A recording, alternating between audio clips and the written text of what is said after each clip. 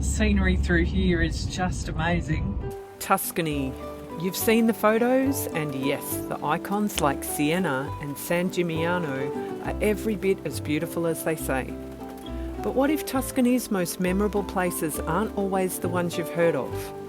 We're skipping crowded Florence to show you Tuscany's towns, villages and epic landscapes.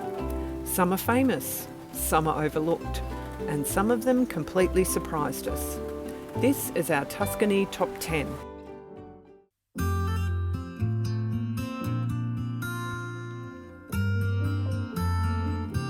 We left you last week in the poppy fields outside Monteriggioni. Let's take a look at the town. This is Monteriggioni. The walled fortress was built in the 13th century as a strategic outpost by the Sienese to protect them from their eternal rivals, the Florentines. The town is also an important stop along the Via Francigena, a medieval pilgrimage route from Canterbury in England all the way to Rome, 2,000 kilometres. There's 14 towers on the fortress and they were immortalised by Dante in his poem The Divine Comedy. And if the town looks somewhat familiar, maybe you're a gamer and you recognise it from Assassin's Creed 2. I have no idea about that.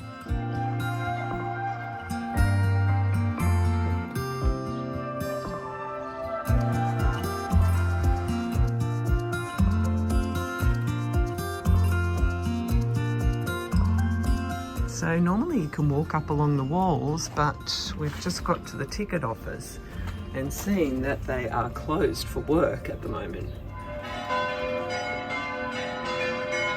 We did visit the town's 13th century church, which is simple in design, befitting a fortress town.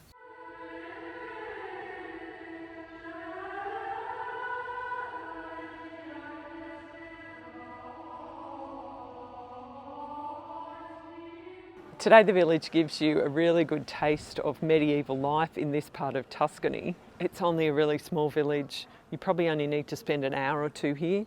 You can walk through this main square, Piazza Roma, visit the church. We spent a beautiful couple of days here and enjoyed some walks in the surrounding forest. We walked part of the Via Francigena and stumbled across the poppy field. And then, of course, we had some wine. Siena is one of Tuscany's great medieval cities, built on rivalry, tradition and centuries of history. At its heart is one of the most beautiful squares in all of Italy. Yeah, it's the first time I've been here. Wow. That is so cool. I've seen this place before, a long time ago. Man, how about that bell tower? I know, it's crazy, isn't it? I didn't realise it was so slow. This is the main square of Siena. It's called Il Campo and it's known for this very famous horse race. You know, Nigel, they actually race bareback. It's called the Palio. 10 riders race around 3 times in under 90 seconds. We're going to see if we can go up the tower. The ticket booth is over there. They are timed tickets, cost €10. Once you bought your ticket and when the time is on, you come and line up here. When there's a green light, up you go. So I just read 400 steps to climb up the tower. Oh my God, Nigel. This is exciting. Just looking up. See where to go too. Tell me when you're at the top. Oh, that's a long way down there.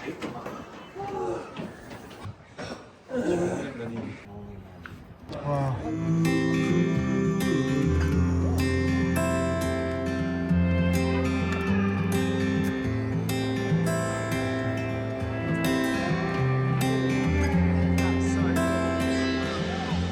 They only let 25 people up at a time. It went well, so we all went up at the same time. Had our 10-15 minutes at the top, which is plenty of time, and it all came down together. Yeah. The steps are quite narrow and steep and a bit dark, so if you are a bit claustrophobic, but it's so worth it, the views from the top. Yeah.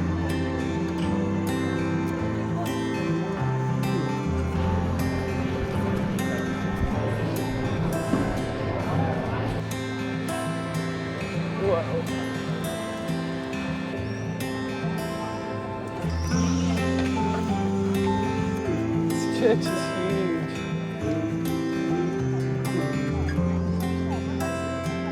What is that?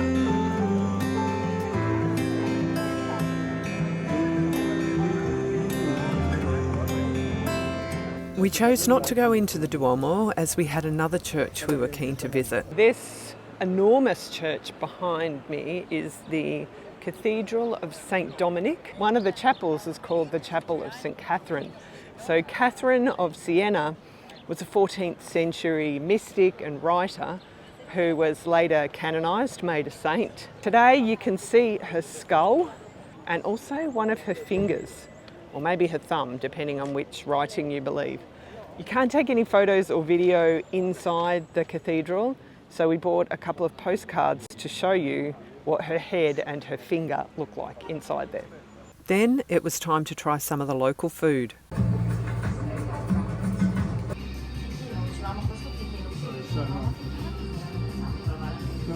The bread in Tuscany is typically, it's not very salty, but Tuscany prosciutto has the salt. Anyway, €5 for a sandwich. Look at all this beautiful stuff here though. And the pecorino cheese. Look at this cheese wrapped in leaves. Oh my gosh, look at that. There you go, Ricardo. I'm taking one for the team.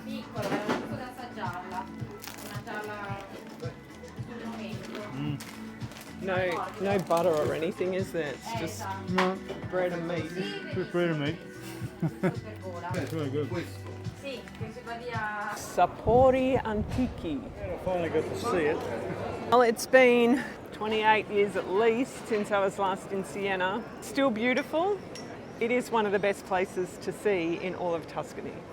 Pienza is a small town that was redesigned by Pope Pius II in the 15th century to be the perfect Renaissance town. It has beautiful architecture and narrow alleys, and a stunning cathedral in the main square which has a garden rather than stone pavers.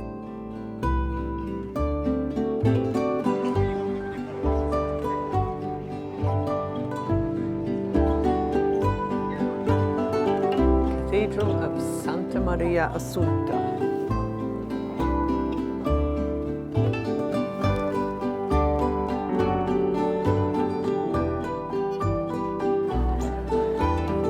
Yeah, it's really nice here. It's a beautiful old town. Good call, Nigel, on the gelati. No cone envy for me today. How's the crema freddo? Yeah, it's got lemon zest in it. Gorgeous. Cheers. Cheers. Man, that ice cream was so good. Good. So good. But what we really loved about Pienza is the views of the countryside. After exploring the town, we walked down the hill to recreate this famous scene from the movie Gladiator.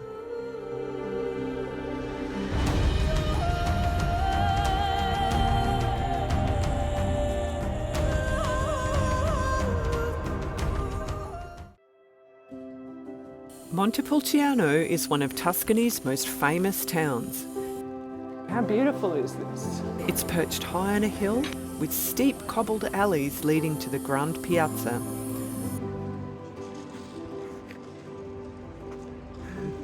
You getting dizzy? Yeah.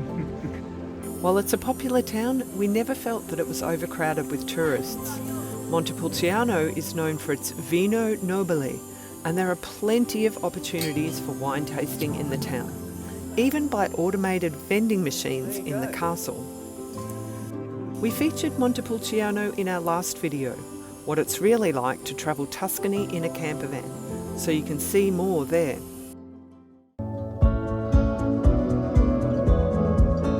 The next beautiful Tuscan village that we're visiting is called Colle d'Elsa, and it's kind of all along this ridge that you can see here. Colle d'Elsa is often overlooked, but it's one of Tuscany's hidden gems. The old town is quiet with narrow alleys leading to piazzas.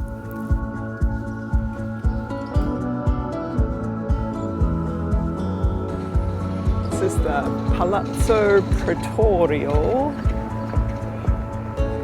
which I guess is the town hall. It's a cool clock tower. The cathedral's rather plain, but right next door is the crypt of the Misericordia, or the Brotherhood of Death. The themes of death, purgatory and the afterlife in here are really fascinating. Very creepy, this place.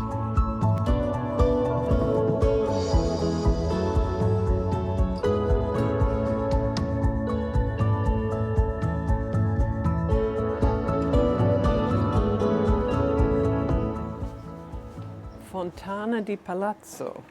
So maybe this makes the water run.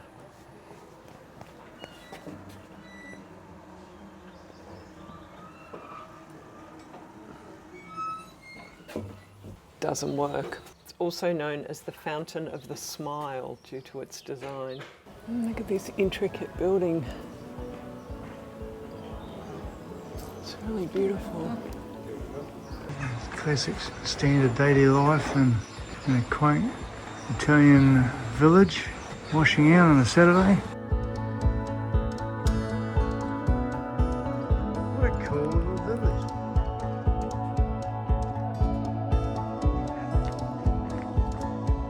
Yeah, here's all the new town. Yeah, there's a lift here but doesn't work.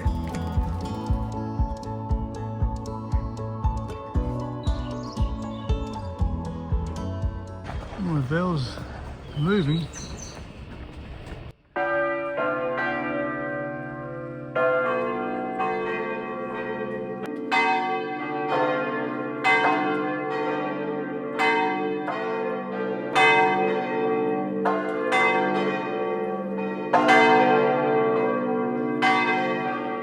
That was such great timing, seeing the bells, hearing the bells. This has been a real pleasant surprise, like a real hidden gem here in Tuscany. That's been a hidden gem. Yeah. And that crypt, you've got to go into that crypt. It's a shame that Yeah, I know. it didn't have the covering. Yeah, so don't miss Colle d'Elsa.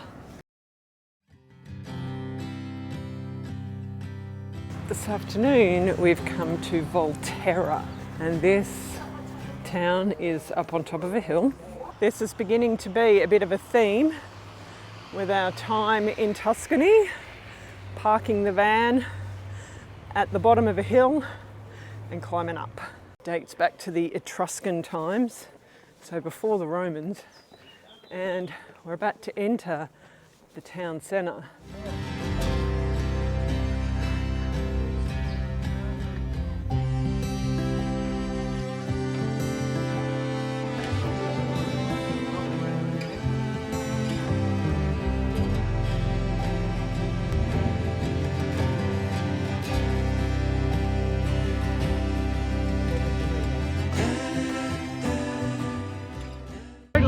Not what you'd expect in Volterra.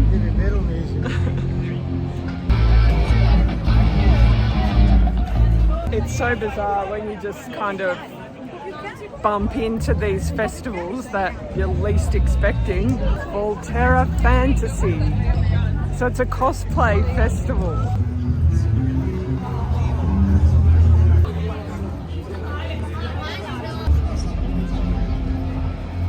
Okay, so you have to try and imagine the square without all the cosplayers.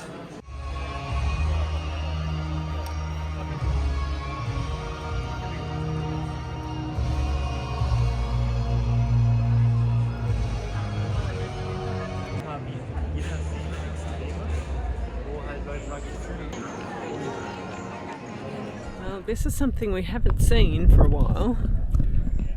This Roman theatre was built in the 1st century in the time of Caesar Augustus. The ruins were buried until the 1950s when they were rediscovered. This looks like a baptistry, which would make that a cathedral. There's a bell tower, interesting sculptures there. So if you want to go inside the cathedral and the baptistry, you need to buy a ticket. We're kind of a bit ABC. The Volterra skyline is dominated by the Medici fortress, which was built after the Florentines conquered Volterra in the 15th century. It was designed as a symbol of Florentine power and a warning against rebellion. Okay, we are now walking. I was about to say we're now walking by the fortress, and then we saw this sign. So I don't think we're going to be able to go in there. I don't think we want to go in there. I mean, if you're going to be naughty, it's not a bad place to be locked up. Oh, I know. It's beautiful. Nigel was just saying the fortress doesn't get the best reviews on Google. Well, I suppose if you're an inmate, you wouldn't rate it, would you? Yeah, the food was shit. Yeah. Sorry about the poor jokes. San Quirico is a beautifully preserved medieval town in the heart of the Val d'Orcia. It's a small town with medieval streets and beautiful Tuscan gardens.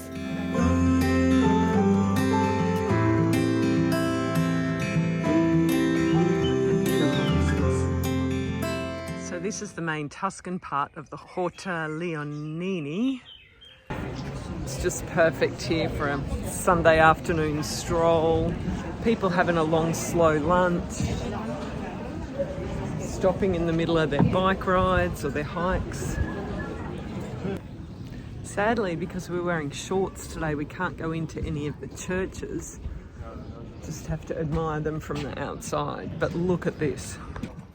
What an amazing building. We're just coming down the other end of the main street now. Another beautiful church here. San Quirico makes a great base for exploring the Val d'Orcia, and we really love this area.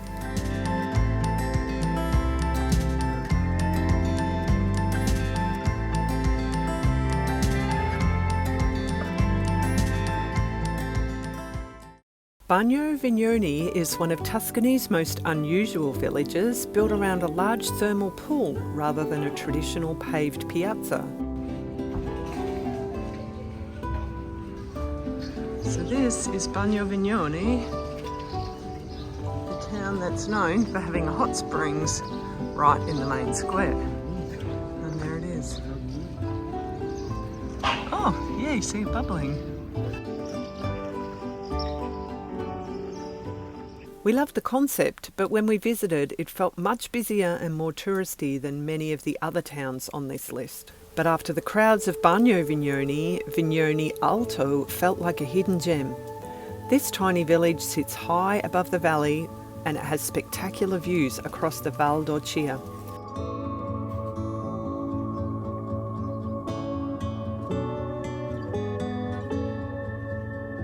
We stayed nearby in our camper van while we hiked parts of the Via Francigena. The road up to Vignoni Alta is unsealed, but you'll have no problem getting there in a regular car. And you can see more of these villages in our last video.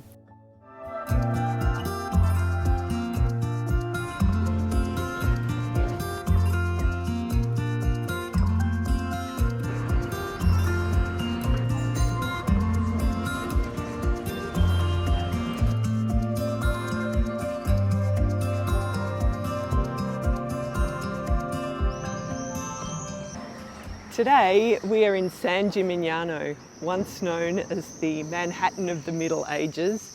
This UNESCO listed town is one of the most iconic hilltop towns in all of Tuscany. So you can see these towers here. There were once 72 of them. Most of them were built between the 12th and the 13th centuries. They were built by wealthy families trying to display their wealth and influence. Nowadays only 14 of them remain. San Gimignano became a wealthy town because it was an important stop on the Via Francigena pilgrimage route between Canterbury and Rome.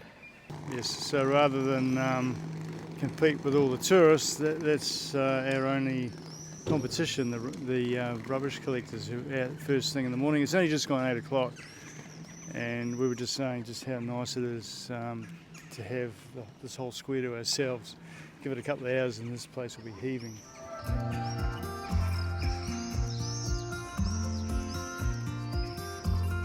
These towers have become home to many of the local bird species here.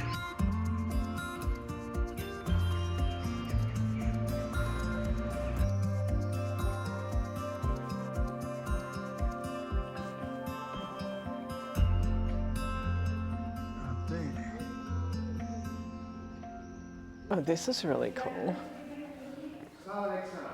There's all these frescoes that you can still see here.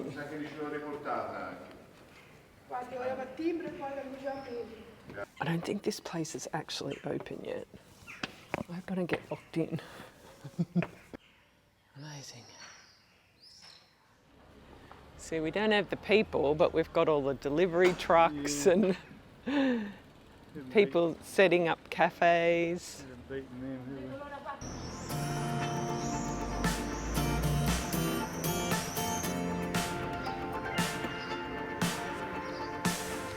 Nigel trying to get the shot through that well arch with the towers.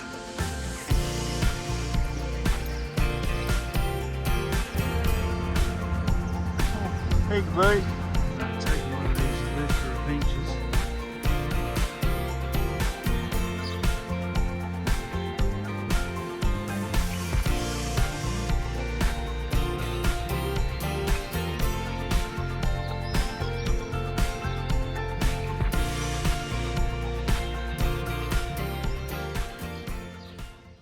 Oh, we're just sitting here outside the city, the town.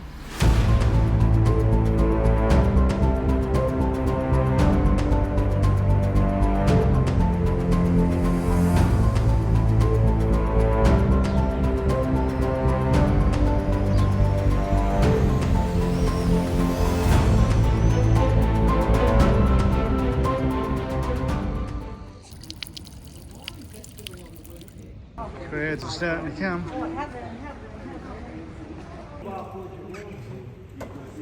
This is a real before and after shot here. Look how busy the square is now. Tour companies turned up. Yeah, but it's only 9:30. It's still only 9:30. Busier and busier. Yeah. While most visitors focus on Tuscany's more famous hill towns, Certaldo Alta stays under the radar. We were intrigued even as we approached the town. First up, we've got to catch the funiculare. Tickets $1.40 one way. Up we go. Imagine living in one of those houses where the funicular goes underneath your house. The funicular only takes like 2 minutes, but it's really hot on here. With its red brick buildings, medieval charm and sweeping countryside views, it's easy to see why this hidden gem became one of our favourite discoveries. This is one of the city gates to the old town.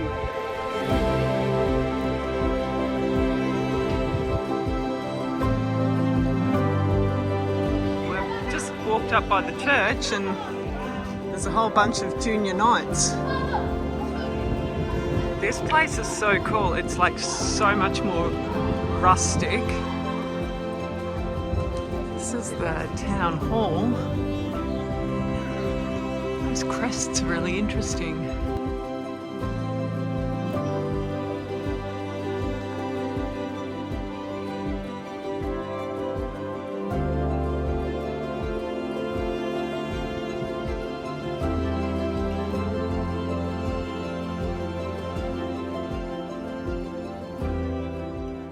Well, that's San Gimignano in the distance. Nigel's going down to the cat colony. Yes, they've got their own little towers here in Yeah. Certaldo. Have I said that right? Yes, Certaldo. Certaldo. Oh, this must be the church. Let's see Yeah. if we can go and have a look Yeah, in better there. have a look. Out of respect, we won't photograph in the church. It's quite plain and unadorned, but there is like There's bones. bones. Yeah, a nun, a dead nun on display, like from a long time ago. Good place to escape the heat too. Yeah, nice and cool in there.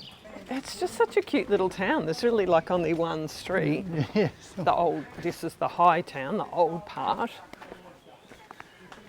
We've just walked That's outside it. the walls. That's it, yeah. So yeah, the funicular is on that side. Yeah, So we came up, and then the main yeah. street. We've just popped out here somewhere. Mm-hmm. Here. There you go. Yeah, the dot. Yeah, this one was one of those little hidden gems, hey? It really is. Like, neither of us had ever heard of this place before. And it's really nice here. Oh, as we say goodbye to the beautiful village of Certaldo. So hot we have to eat them really quickly. Mine's running down my arm. Onion flavoured ice cream. Who would have thought? Oh, friends, we're back in the van. Finished our tour of Tuscany as we watch a few more bikes riding past on the Tuscany Trail. Hard going, wasn't it, today? Oh my gosh. Today it's 32 degrees. We've kind of had a bit of everything. You know, we had rain, we had it really cold when we were in Montepulciano and we had the heater on. And we're finishing up here and it's stinking hot. I just got it well done. Oh. So join us in the next video when we're on the coast. We're going to Cinque Terre.